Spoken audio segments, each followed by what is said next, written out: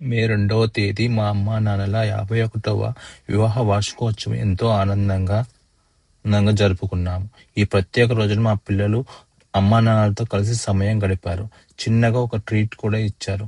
Cake cutting చేసి అందరం కలిసి సెలబ్రేట్ చేసుకున్నాం. మా వైఫ్ బిర్యానీ తయారు చేసింది. మా అమ్మ, నాన్న, పిల్లలము అందరం కలిసి భోజనం చేశాము. మా ఇంటి దగ్గరలో మామిడి చెట్టు ఉంటే మా అమ్మ, నాన్న మామిడి పండ్లు తీసుకొని వచ్చారు. మామిడి పండ్లు చాలా ఫ్రెష్‌గా ఉన్నాయి.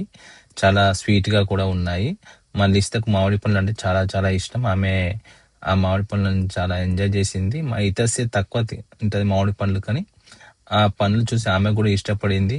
ఆమె కూడా చాలా ఎంజాయ్ చేస్తూ తిన్నది.